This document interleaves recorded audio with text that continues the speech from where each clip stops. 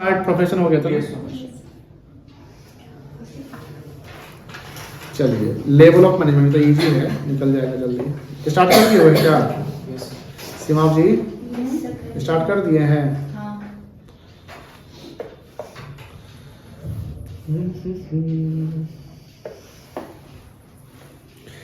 तब क्रिसमस में कहाँ कहाँ घूमने जा रहे हो सन्नी?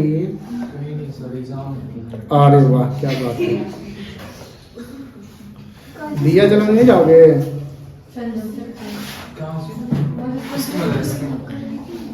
कैंडल जलाने कब से एग्जाम है तुम्हारा? पीओ वाला जी कल से। तुम्हारा अर्पिता? है ही नहीं, पता नहीं सर मेरा क्या है। जाओ जाओ एग्जाम दो। सर हो ही नहीं रहा मेरा एग्जाम, अभी तक डेट शीट है कुछ भी नहीं। तुम्हारा तो अपना स्कूल है तो क्या प्रॉब्लम है? पैसा समय का बचत कर रही है, पूरा समय बचा के पढ़ाई में लगा लेगी। ठीक तो है।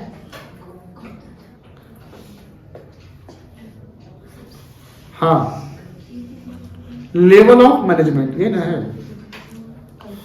देखिए, लेवल ऑफ मैनेजमेंट तो हम सब लोग जानते हैं कि तीन लेवल होते हैं आपके, lower level, middle level and top level.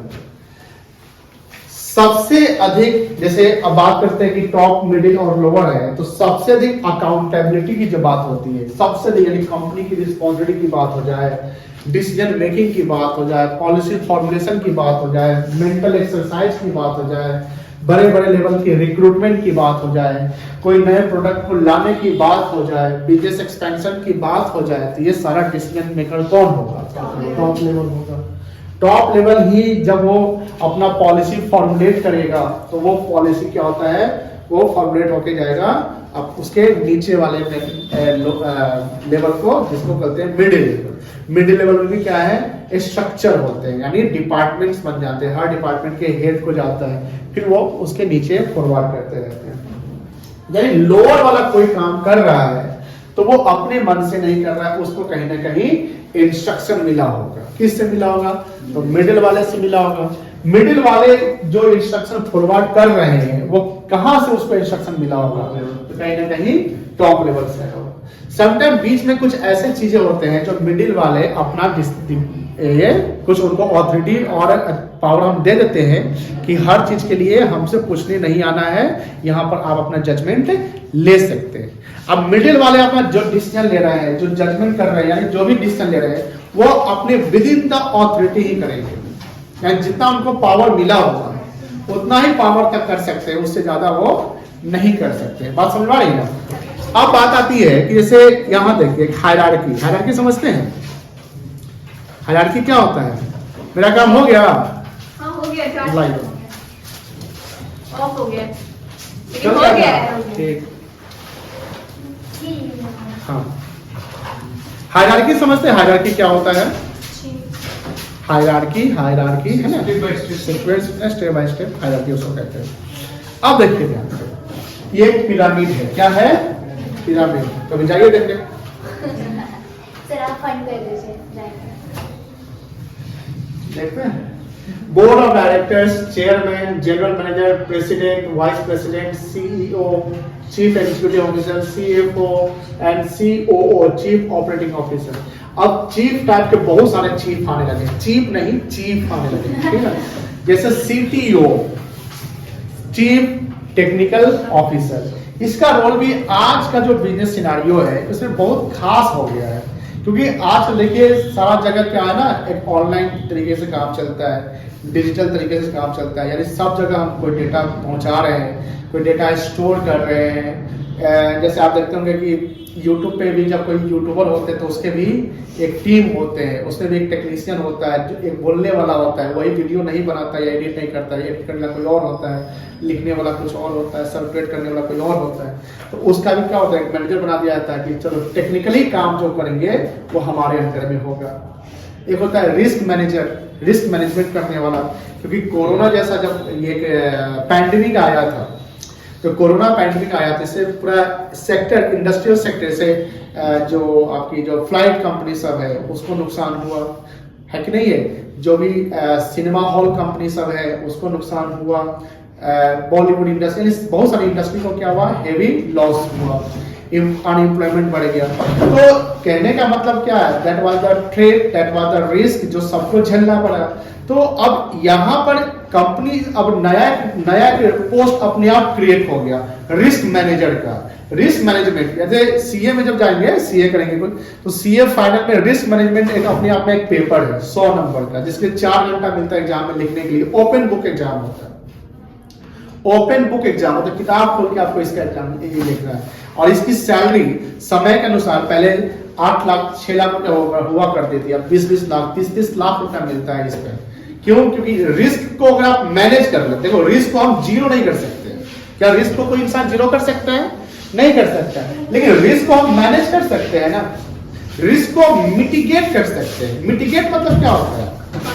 किसी को कम करना। अब अगर हम रिस्क को मैनेज करें,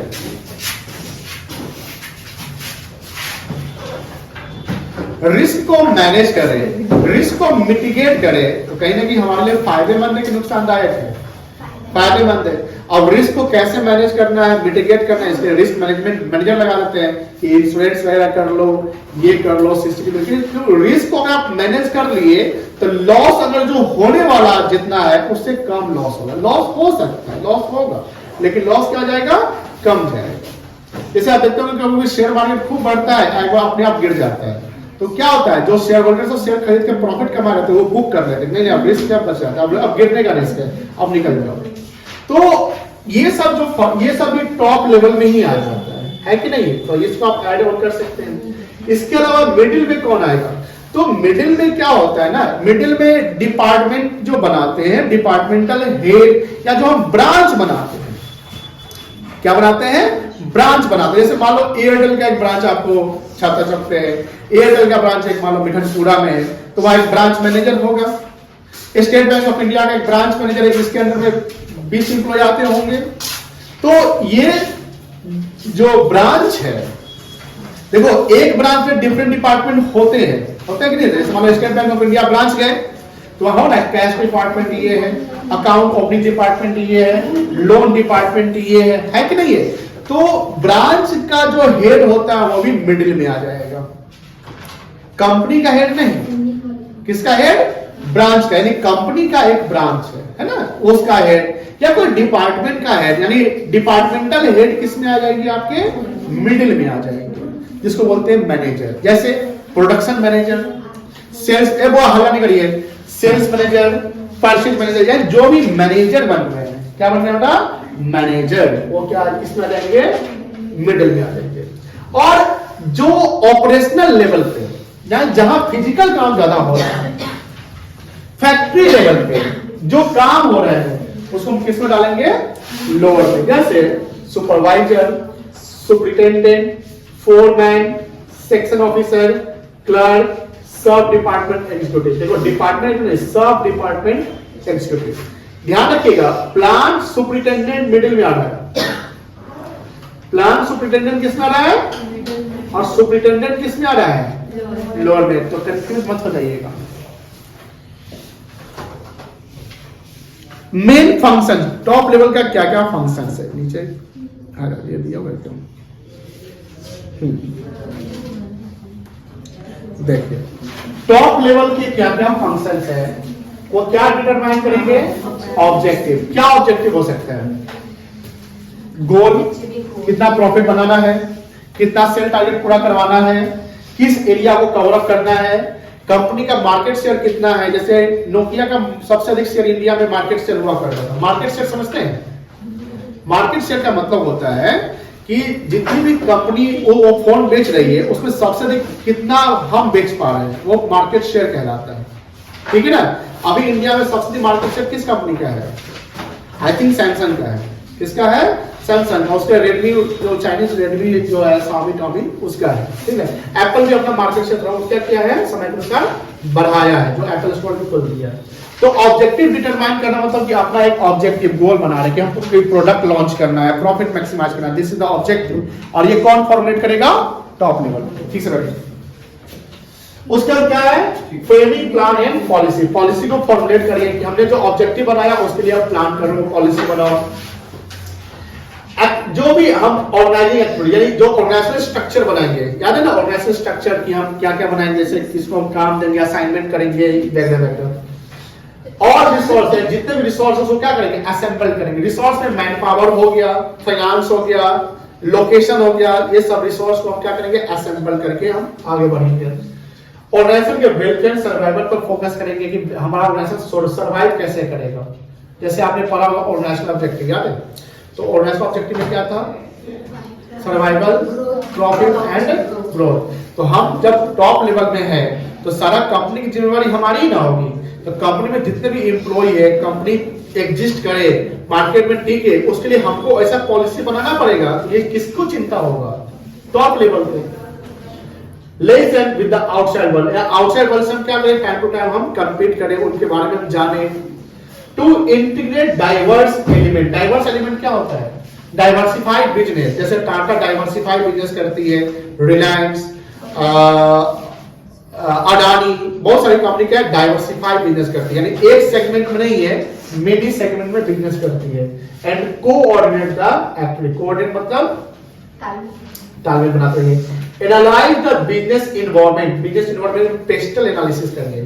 क्या करिए, पेस्टल एनालिसिस। पेस्टल में हमने कल बताया था, political, economical, social, technological, legal and environmental, उसको एनालिसिस करते रहिए। उसके अनुसार, उसके अलावा स्वोट एनालिसिस करिए। स्वोट, SWOT क्या होता है, स्ट्रेंथ, वीकनेस, अपॉर्चुनिटी और एक थ्रेट। थ्रेट मतलब रिस्क, आगे क्या होगा, क्या थ्रेट है। अपॉर्चुनिटी जो हमेशा अवेलेबल नहीं होता है। अपॉर्चुनिटीज दो प्रकार का होता है, एक होता है एग्जिस्टिंग और एक क्या होता है आपका क्रिएटिव, कि आप अपॉर्चुनिटी बनाते हैं। जैसे एंटरप्रेन्योर जो इनोवेटर होता है, जो इनोवेशन करता है, हमेशा अपॉर्चुनिटी क्या करता है, बना देता है। ये सब किसका फंक्शन है, आपका टॉप लेवल का। अब मिडिल क्या है, मिडिल इसका और इसका इंटरमीडिएरी है, इधर से लेगा उधर ट्रांसफर करेगा, है कि नहीं है। जैसे इंटरप्रिटेशन, अब जैसे टॉप लेवल में highly skilled, highly qualified person बैठे हुए हैं, वो अपना पॉलिसी बता रहे हैं। एक मतलब कि बहुत सारे पॉलिसी, आप सारा पॉलिसी का डिटेल एक्सप्लेनेशन तो नहीं करेंगे वो, कि ऐसे ऐसे बातें हैं। मतलब उनका मीटिंग होता है 1 घंटे का, टॉप लेवल का मीटिंग कितना हुआ, 1 घंटे का। अब ये मीटिंग यहाँ पर आया, अब ये बात इसको 1 घंटा में नहीं समझाएगा, 2, 4, 5 घंटा लग सकता है। जैसे नहीं होता है, टीचर ट्रेनिंग में टीचर गए 6 महीना की ट्रेनिंग करने, 2 महीना की ट्रेनिंग करने, 2 महीना ट्रेनिंग करके आए तो हम स्कूल में वही 2 साल पढ़ा रहे हैं। तो सिंपल सी बात ये है कि टॉप लेवल वाला जो आपको बता रहा है, वो पूरा दिन भर तो आपको वो चीज नहीं बताते रहेगा। वो बताएगा कि ये पॉलिसी, ये प्रोडक्ट बनाना, ये डिजाइन है, देख लो। अब आप देख लिए मिडिल वाले, अब मिडिल वाले इसी को पूरा रिसर्च करके आप किसको देंगे, तो लोअर वाले को जब वो बताने जाएंगे, तो हमने अगर 1 घंटा में आपको वो समझाया, आप 1 घंटा में समझाइएगा, नहीं समझ पाएगा वो। उसके लिए आपको समय यानी इंटरप्रेट करना पड़ेगा। इंटरप्रेट मतलब क्या होता है, इंटरप्रिटेशन मतलब क्या होता है, एक्सप्लेनेशन करना, किसी चीज को अपने तरीके से समझाना कि सामने वाला वो समझ जाए, तो उसको बोलते हैं interpretation. Interpretation of policy to the low level. Organising activity of department, जैसे ये कर रहा है वैसे ये भी करेगा, डिपार्टमेंट के एक्टिविटी को वो ऑर्गेनाइज करेगा, ये कंपनी की एक्टिविटीज को ऑर्गेनाइज करेगा। और ये लोअर लेवल वाला जिस जगह पे काम कर रहा है, मान लो जैसे आप पढ़ेंगे कि एक क्लर्क होता है फैक्ट्री, पढ़े ना आज जो फंक्शन मैनेजर, प्रोडक्शन मैनेजर होता है, एक इंस्पेक्टर क्लर्क होता है, टाइम क्लर्क होता है। तो टाइम क्लर्क का काम क्या है, टाइम देखना। इंस्पेक्टर का काम क्या है, सिर्फ इंस्पेक्ट करना, सामान को देखते रहना, तो वो उसी पे फोकस करेगा। यानी सिंपल सी बात है कि जिस जगह पे आके हम हेड है, हम उसके एक्टिविटीज को चेक करेंगे। प्रोडक्शन मैनेजर किस एक्टिविटी को, किस डिपार्टमेंट को ये ऑर्गेनाइज करेगा, प्रोडक्शन डिपार्टमेंट को। Recruitment and selection of employ, जैसा कि हमने पहले बताया था कि प्रोडक्शन डिपार्टमेंट में अगर किसी एम्प्लॉय का रिक्रूटमेंट होना है तो उसके लिए उसका इंटरव्यू कौन लेगा, अच्छा प्रोडक्शन डिपार्टमेंट में अगर किसी एम्प्लॉय का रिक्रूटमेंट होना है तो उसके लिए इंटरव्यू, उसका इंटरव्यू बेस्ट इंटरव्यूअर कौन होगा? उस डिपार्टमेंट का हेड होगा, क्योंकि प्रोडक्शन डिपार्टमेंट जो काम करने वाला वो प्रोडक्शन रिलेटेड काम करेगा ना, उसकी जानकारी उसी डिपार्टमेंट के हेड सबको होगी। एचआर मतलब सब जगह का रिक्रूटमेंट कर रहा है, एक तो रिक्रूटमेंट होगा जो एचआर किया सबका। जब इंटरव्यू की बात होती है तो डिपार्टमेंट वाइज इंटरव्यू होता है, ठीक है। फिर क्या है? मोटिवेशन। मोटिवेशन समझते ना? मोटिवेशन दो प्रकार का होता है। क्या क्या होता है? पॉजिटिव और निगेटिव। निगेटिव मोटिवेशन क्या होता है? निगेटिव मोटिवेशन क्या होता है? हाँ ठीक बोल रहे हो। निगेटिव मोटिवेशन था कि जब आप काम नहीं कर रहे, यानी आप सर पे चढ़ गए हैं, आप कहां चढ़ गए हैं? सर पे। आप काम नहीं कर रहे, काम में डिले कर रहे हैं, हम क्या करेंगे? आप पेनाल्टी लगाएंगे, ठीक से बैठिए, वो कहेंगे है कि नहीं है, ठीक से काम करो, रिसोर्स वेस्ट मत करो, यही बात। ये हो गया आपका निगेटिव मोटिवेशन। देखिए फिर controlling and instructing the employ. हम एम्प्लॉय को क्या करेंगे? कंट्रोल करेंगे और इंस्ट्रक्शन में गाइड करते रहेंगे, उसको बताते रहेंगे क्या काम करना है। ये किसको करेगा? लोअर वाले को। Cooperate with other departments. Other departments cooperation, ये क्या है? इसमें क्या बातें हो सकती है बताइए? सिर्फ टॉप और मिडिल को कनेक्ट करता है। नहीं, या डिपार्टमेंट लिखा हुआ है ना, डिपार्टमेंट मतलब क्या हुआ? Purchase, sales, marketing, finance. अब देखिए ध्यान से देखिए, प्रोडक्शन डिपार्टमेंट सामान टाइम पे प्रोड्यूस नहीं करेगा तो इससे किसको डिले होगा? सेल्स वाले को नहीं डिले हो जाएगा? सेल्स वाला बोलेगा भाई सामान बना के भेजबे नहीं करता है तो हम कभी बेचेंगे, है कि नहीं है? तो सेल्स वाला किसको बोलेगा? भाई समय पर सामान बनाओ, तुम्हारे कारण हमको डिले हो जाता है, कस्टमर लौट जाता है। अब प्रोडक्शन वाला कहेगा हमरा काहे बोलते हैं, परचेज वाला ने बोलिए कि हमको सामान रॉ मटेरियल समय पर नहीं देता है, ये भी हो सकता है। तो अब अलग अलग डिपार्टमेंट है लेकिन सभी डिपार्टमेंट कोऑर्डिनेशन कोऑपरेशन हो रहा है? नहीं हो रहा है, सब अपने ईगो पे ले रहा है। परचेज वाला बोलता है कि ये मांगने आएगा तब ये देंगे, अब प्रोडक्शन वाला बोलता है कि वो पूछने आएगा तब हम आएंगे। अब इसी में रह गया। अब इस दोनों के झगड़ा के कारण सेल्स वाला फंस गया। सेल्स वाला क्यों फंस गया? ये दोनों लड़ रहा है, सामान बना ही नहीं रहा है, हम क्या बेचेंगे? और अल्टीमेटली कंपनी को नुकसान हो रही है, क्योंकि समय में जब सामान सप्लाई नहीं हो पाएगा, डिमांड फुलफिल नहीं कर पाएगा, तो कस्टमर आपका रहेगा, दूसरा पास चला जाएगा। इससे टर्नओवर क्या हो जाएगा? आपका कम जाएगा। टर्नओवर घट गया तो प्रॉफिट क्या हो गया? घट जाएगा। प्रॉफिट घटेगा तो कंपनी क्या करेगी? लॉस में जाएगी, या कम प्रॉफिट में क्या करेगी? चल तेरा काम नहीं, निकल, तू दोनों लड़ रहा था ना, चल भगा देगा। तो ओवर कंपनी का लॉस तो आपका लॉस। अब ये दोनों कोऑपरेशन कोऑर्डिनेशन से काम करे कि भाई तू मैं पूछने आएगा, हम पूछने आ जाते, बोलो सामान सब कुछ अवेलेबल है? हाँ अवेलेबल भाई, भाईचारा मिला के रखते हैं। अब इसको इस समय में बना रहा है, उस समय में सप्लाई कर रहा है, उस समय में बिक रहा है, सब कुछ प्रॉपर है ना, चल रहा है, फ्लो में चल रहा है, रिदम के साथ चल रहा है। कंपनी का प्रॉफिट क्या होगा? बढ़ जाएगा, कंपनी खुश होगी, ले बोनस, है कि नहीं है? 2-4 और एम्प्लॉय को बढ़ाओ, प्रोडक्शन कैपेसिटी बढ़ाओ। यही तो इकोसिस्टम होता है। इकोसिस्टम में जाने, अगर एक कोई फेल हुआ ना, एक कोई गड़बड़ाया, पूरा इकोसिस्टम गड़बड़ा जाता है। अभी विवेक बिंद्रा संदीप में झगड़ा हो रहा है, उसमें एक वो आप बोलता है कि विवेक बिंद्रा को विदेश जाने से रोकना है, स्टॉप विवेक बिंद्रा। सारा गवर्नमेंट डिपार्टमेंट में सर्कुलेट कर दो, #स्टॉप विवेक बिंद्रा। संदीप माहेश्वरी उसके पीछे पड़ गया है कि 500 करोड़ का ये स्कैम कर दिया। अब विवेक बिंद्रा को रात में नींद नहीं आता होगा, वो 4 दिन पे वीडियो बनाता है, जहां 1 दिन पे वीडियो अपलोड होता है वो 4 दिन पे करता है, कि 3 दिन अब सोचते रहता है क्या करना है भाई, भागना है, क्या करना है, टैक्स बचा, सरकार का नोटिस भी कहीं आ जाए। और दोनों पहुंचा हुआ खिलाड़ी है, संदीप मांझी बहुत बड़ा आदमी है। तो अब इकोसिस्टम गड़बड़ा गया, कितने गड़बड़ा गया? विवेक बिंद्रा का बड़ा बिजनेस। अब जो लोग बिजनेस परचेज करेगा, उसका बिजनेस मॉडल परचेज करेगा, बोलेगा नहीं ना भाई अब ना खरीदेंगे, तो उसका सेल्स क्या होगा? ऑटोमेटिकली। यानी एक गलती या एक इकोसिस्टम में एक गड़बड़ी कारण क्या होता है ना, पूरा बिजनेस चौपट हो जाता है।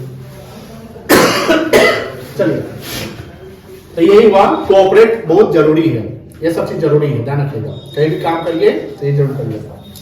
Implementing the plan frame by the top level. Top level जो आपको बताया आपने समझ लिया। अब आप देखिए, पहले प्लान को आप खुद स्टडी कर लो, तब आगे फॉरवर्ड करो। आपको प्लान मिला और फॉरवर्ड करते बिना पढ़े देखे तो कहीं ना कहीं गलती आप कर रहे हैं, क्योंकि आप जब तक प्लान समझे नहीं, आप कैसे फॉरवर्ड कर दीजिएगा? क्योंकि आपकी रिस्पॉन्सिबिलिटी बन जाएगी ना इसके बाद कि भैया हम जिसको दे रहे हैं वो हमसे कम पढ़ा लिखा, कम समझदार होगा, तभी तो वो लोअर में है। लोअर में इसका मतलब कि हम उससे ज्यादा सुपीरियर है ना। तो जो प्लान मिला उसको पढ़िए, रिसर्च करिए, समझिए, देन क्या करिए, उसको बताइए लोअर वाले की कौन कर सकता है ये काम। अब देखिए लोअर वाले का क्या फंक्शन है, representing grievances of worker. Lower level में जो मैनेजर होगा, जो भी हमारे वर्कर सब होंगे, उनके लिए प्रॉपर हम इन्वायरमेंट तैयार कर देंगे। कोई भी काम करे तो उनको काम करने में सुविधा हो, परेशानी नहीं हो, इको फ्रेंडली हो, सब कुछ क्या हो, सब कुछ सही हो। वर्किंग कंडीशन अच्छा होना चाहिए। हम वर्कर का सेफ्टी रखेंगे। मिडिल लेवल में जो रिक्रूटमेंट सिलेक्शन हो रहा है उसमें हम हेल्प करेंगे कि हाँ सर ये हमारे लिए सही है, यहाँ पे ये अच्छा से बंदा काम कर सकता है। जो भी वर्कर नए नए आएंगे उनको हम क्या करेंगे, वेलकम करेंगे, उनको हम एक दूसरे से परिचय करवाएंगे। जान देखिए यही है, हमारे यहाँ नए रिक्रूटमेंट हुए हैं, आज से ये आपके साथ काम करेंगे, आप थोड़ा हेल्प कर दीजिएगा, देख लीजिएगा। वो आपसे बात करेंगे, हाँ तो तुम कहाँ से हो, तो 2-3 दिन तो कहीं से हो, यही सब बातें होंगी, देन आपका वो काम बढ़ेगा। Maintaining quality standards. जो देखो पॉलिसी फॉर्मुलेट होता है टॉप लेवल से, लेकिन फाइनल गुड्स बनता कहाँ पे है? जहां गुड्स बनेगा तो वही क्वालिटी करवाया गया, तो सारा पिरामिड ढह गया। बात समझ रहे हैं ना? टॉप लेवल ऊपर बैठा होगा और नीचे वैसे पिरामिड देखे होंगे अभी, है ना, और लोअर वाला प्रोडक्ट खराब बना दिया, ये खराब बना तो प्रोडक्ट सारा कोलैप्स कर जाएगा। इसलिए लोअर लेवल वाले पे बहुत ज्यादा ध्यान देना चाहिए कि प्रोडक्ट क्वालिटी अगर वहां खराब हो गया, रिसोर्स वहां ज्यादा वेस्ट हो गया, कॉस्ट बढ़ जाएगा, कॉस्ट बढ़ जाएगा, प्रोडक्ट का प्राइस महंगा हो जाएगा, फिर काम लीजिएगा। ये बहुत इंपॉर्टेंट होता है। तो क्वालिटी स्टैंडर्ड बनाइए। बूस्टिंग, बूस्टिंग मतलब क्या होता है? बूस्ट करना, motivate. The moral of worker. Moral मतलब ओरली, हाँ, ओरली मतलब बोल कर। मोरल मतलब होता है जैसे सेल्फ एम्पावरमेंट। मोरल मतलब कि इमोशंस, आपका फीलिंग्स, मोरल जैसे जोश बढ़ाना है ना। Minimising the wastage of material. Material का वेस्टेज आप क्या करेंगे बेटा? कोई दिक्कत नहीं है, क्लियर है? फंक्शन कितने हैं? 5। क्या क्या है? प्लानिंग। प्लानिंग में क्या करना है?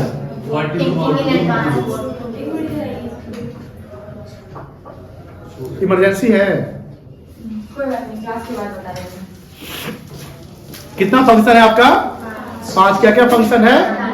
प्लानिंग है, उसके बाद क्या आपका? ऑर्गेनाइजिंग। प्लानिंग में क्या करना होता है?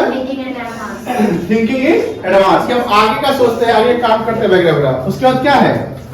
ऑर्गेनाइजिंग। ऑर्गेनाइजिंग में क्या होता है? ऑर्गेनाइजेशन स्ट्रक्चर बनाते हैं, है ना। स्टाफिंग में recruitment of right person at the right place. Directing में हम डायरेक्ट करते हैं, मोटिवेट करते हैं, गाइड करते हैं, लीड करते हैं, सुपरवाइज करते हैं, कम्युनिकेट करते हैं। एंड कंट्रोलिंग में क्या होता है कि जो एक बजट बनाते हैं उसको कंपेयर करते हैं एक्चुअल से, वहां कोई डेविएशन आता है तो डेविएशन को हम कंट्रोल करने का एक्शन प्लान सेटअप करते हैं। यही ना होता है। This is the 5 functions of the management. Coordination is the essence of management. देखिए कोऑर्डिनेशन जो है एक तरीके से मैनेजमेंट का एक एसेंस फंक्शंस है, apart from the other 5 functions. कोई दिक्कत नहीं है। कोऑर्डिनेशन करना जरूरी होता है, क्योंकि ध्यान रखिएगा कोऑर्डिनेशन से हेल्प से क्या होता है ना कि जो भी गोल हमने बनाया है वो गोल टाइमली क्या हो जाता है?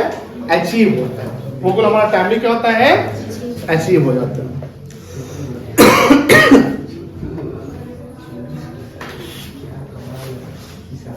रे जान रहा है कोऑर्डिनेशन क्या होता है?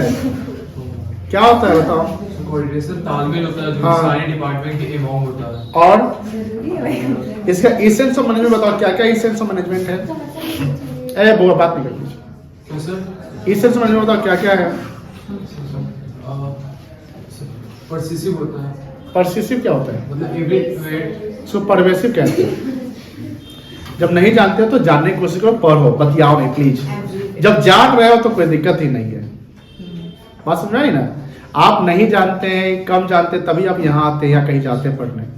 और जब जहां जाते हैं तो वहां फोकस करिए। It is the last time, ठीक है ना? ध्यान रखिएगा, क्योंकि आपके छोटे मोटे मजाक, आप बात नहीं, प्लीज बात नहीं करिए। आपके छोटे मोटे मजाक से क्या होता है ना, अल्टीमेटली आप ही को लॉस होगा, और जिसके साथ आप मजाक या बात कर रहे हैं उसको भी लॉस हो जाएगा। समझ में ना? तो ये सीरियस मैटर है, ये सीरियस है। कभी कभी हम बीच में हम हंस देते हैं तो आप उसको लाइट ले लेते हैं, लाइट नहीं लेके हमेशा वो भारिए रखिएगा, ठीक है ना? चलिए, apart from these 5 functions, coordination, there is one more important function which every manager has to perform. यहाँ मैनेजर की बात हो रही है, कोऑर्डिनेशन में सबको आपको परफॉर्म करना है, यानी सबको। जैसे हमने जस्ट बताया कि एक जैसे प्रोडक्शन डिपार्टमेंट है, सेल्स डिपार्टमेंट है, परचेज डिपार्टमेंट है, एक के ईगो के कारण पूरा इकोसिस्टम करवा दिया। अब पूरा इकोसिस्टम करवा गया तो अल्टीमेटली कंपनी को लॉस हुआ। कंपनी को लॉस हुआ तो कंपनी ने एक्शन लिया कि छटनी करना शुरू कर दिया, क्योंकि कंपनी के पास मजबूरी हो जाती है। तो सिंपल सी बात है कि अगर कंपनी में कोऑर्डिनेशन की कमी हो जाए तो एक के गलती कारण पूरा सिस्टम गड़बड़ा जाएगा। इसलिए हर मैनेजर को, हर डिपार्टमेंट के स्टाफ को जो उसको काम मिला है वो काम टाइमली, ईमानदारी, मिनिमम वेस्टेज पे काम करे, तो ऑटोमेटिकली कोऑर्डिनेट तरीके से कर रहा है। प्लस कि हमको कोई सामान सप्लाई करना है, कब चाहिए आप उससे समय पूछ लीजिए और विद इन टाइम उसको आप पहुंचा दीजिए। बिकॉज अगर आप 10 मिनट डिले कर गए तो 10 मिनट डिले कर वो 10 मिनट बैठा रह जाएगा। और जब वो 10 मिनट डिले पहुंचा तो वो 10 मिनट लेट काम शुरू करेगा, फिर वो अगला काम जो जगह पहुंचेगा वो भी 10 मिनट लेट हो जाएगा, फिर वो आगे कभी 10 मिनट बैठा रहेगा। तो आपके 10 मिनट कारण सबको परेशानी होने लगती है। दैट्स व्हाई कहना क्या है कि कोऑर्डिनेशन में हर लोगों को एक दूसरे के साथ तालमेल बनाकर रखना जरूरी होता है। The process by which manager synchronise समझते होंगे, श्रृंखला टाइप का। The activity of different department is known as coordination. Coordination is the force that binds all other functions of the management, जैसे planning, organising, staffing, directing, controlling, ये सारा function को bind यानी integrate करता है। क्या? कोऑर्डिनेशन। कौन इंटीग्रेट करता है? कोऑर्डिनेशन। जैसे हम प्लानिंग कर रहे हैं तो प्लानिंग में हम कोई पॉलिसी बना रहे होंगे, कोई ऑब्जेक्टिव बना रहे होंगे, प्रोडक्ट का डेवलपमेंट का सोच रहे होंगे, बिजनेस एक्सपेंशन का सोच रहे होंगे, कितना पैसा लगना है बजट का सोच रहे होंगे, किससे खरीदना, कौन सप्लायर होगा, कौन लोग, कहां लोकेशन होगा, ये सब प्लानिंग में आ रहा है। तो इसके अकॉर्डिंगली हम आगे का काम करेंगे ना, यानी हम ऑर्गेनाइजिंग भी उसी ढंग से करेंगे, स्टाफिंग भी उसी ढंग से करेंगे। तो कहने की सब क्या है? कोऑर्डिनेशन से चल रहा है। Coordination is the base or primary function of every manager because various departments of an organization are working independently and there is a need to relate and integrate their activities. This is the, अब पूछेगा सवाल, ध्यान रखिएगा, coordination क्या है? तो ये essence of management है। Coordination is needed to perform all the functions of management. The process of coordination begins at planning stage when top level manager top management plans for the whole organisation, यानी top level हमेशा पूरे company का plan करता है। Based on plan organisational structure develop, हम plan के base पे हम क्या स्ट्रक्चर बनाएंगे, क्या क्या ऑर्गेनाइजेशनल स्ट्रक्चर में क्या होगा, फंक्शनल स्ट्रक्चर होता है और एक क्या होता है आपका डिविजनल स्ट्रक्चर होता है। याद है ना? डिविजनल स्ट्रक्चर कब तैयार होगा? जब दो या दो से अधिक प्रोडक्ट बनाते हो तो डिवीजन बनाना पड़ जाएगा। और फंक्शनल स्ट्रक्चर क्या होगा? On the basis of functions, ठीक है ना? स्टाफ इज रिक्रूटेड, अब जैसे आप डिपार्टमेंट बना दिए तो उसके अकॉर्डिंगली आपको क्या करना पड़ेगा? अब रिक्रूटमेंट चलाना पड़ेगा। ट्रेन करना पड़ेगा जो हमने अभी बताया। उसके बाद क्या है, उसको डायरेक्ट करना पड़ेगा, मोटिवेट करना पड़ेगा एंड देन कंट्रोलिंग करना पड़ेगा। कोऑर्डिनेशन कहाँ जरूरी है, सभी लेवल में कि किसी एक लेवल में? सभी लेवल में, मतलब कोऑर्डिनेशन कह सकते हैं कि परवेसिव टाइप का है, हर लेवल पे कोऑर्डिनेशन जरूरी है। Top level, middle level and lower level, सबको एक दूसरे से भी क्या करना पड़ेगा, तालमेल बना के रखना पड़ेगा। ठीक है, coordination is the most important function of coordination.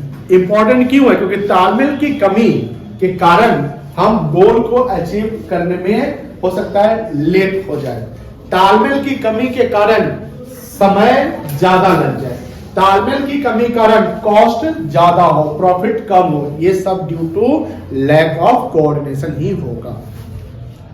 अगर कोऑर्डिनेशन है तो सब कुछ ठीक है। अब कोऑर्डिनेशन सिर्फ बिजनेस में नहीं चलता है, कोऑर्डिनेशन हर जगह चलता है। अगर कहीं वार हो रहा है, वार, तो वहां भी कोऑर्डिनेशन जरूरी है। आप देखिए कहीं कम्युनिकेशन जैसे होता है ना कि हाँ बोलो अभी अटैक करना है नहीं करना है, ये करना है नहीं करना है, उसमें कोऑर्डिनेशन की जरूरी है। बात समझ आ रही है ना? सर लास्ट टॉपिक था क्या? अच्छा, फीचर्स।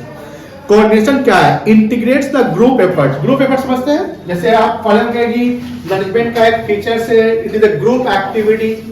अब ग्रुप एक्टिविटी मतलब कि सब लोग मिलजुल कर काम करेंगे। अब सब लोग मिलजुल कर काम करेंगे, सब में कोऑर्डिनेशन आएगा तब ना। अब मान लो कि खाई में मान लो कि एक ऑटो गिर गया, उसको उठाने खींचने के लिए 4 लोग चाहिए।